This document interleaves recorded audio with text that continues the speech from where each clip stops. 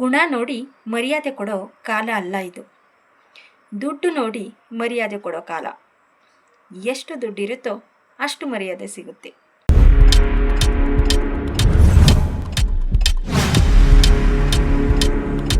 ಗಾಯ ಮಾಡಿದ ವ್ಯಕ್ತಿಯ ಹತ್ತಿರವೇ ಮತ್ತೆ ಮತ್ತೆ ಹೋಗಿ ಆ ಗಾಯಕ್ಕೆ ಔಷಧಿ ಬಯಸುವುದು ಒಂದು ರೀತಿಯ ಮೂರ್ಖತನವೇ.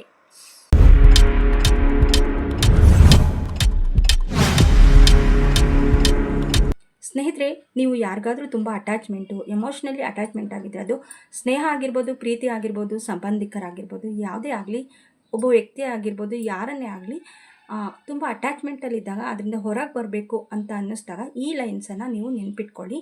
ಏನಪ್ಪ ಅಂದರೆ, ಯಾರೇ ಒಬ್ಬರು ನಿಮ್ಮ ಜೀವನಕ್ಕೆ ಬಂದಾಗ ಅವರೇ ನಿಮ್ಮ ಸರ್ವಸ್ವ ಆಗಿರಲ್ಲ. ಅವರು ನಿಮ್ಮ ಜೀವನದ ಒಂದು ಭಾಗ ಮಾತ್ರ.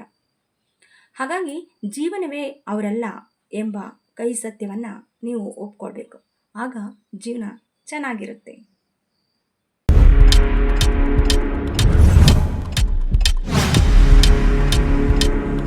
ಸತ್ತ ಮೇಲೆ ಯಾರನ್ನು ಹೊಗಳೋದಿಕ್ಕೆ ಹೋಗಬೇಡಿ. ಇದ್ದಾಗ 4 ಒಳ್ಳೆ ಮಾತಾಡಿ.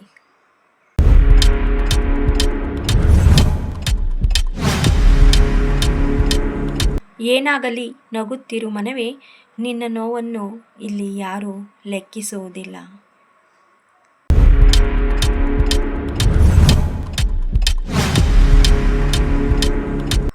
ಯಾವ ಪ್ರಾರ್ಥನೆಯ ಉತ್ತರ ತಡವಾಗಿರುತ್ತೋ ಆ ಪ್ರಾರ್ಥನೆಯ ಉತ್ತರ ಬಹಳ ಬಲವಾಗಿರುತ್ತೆ.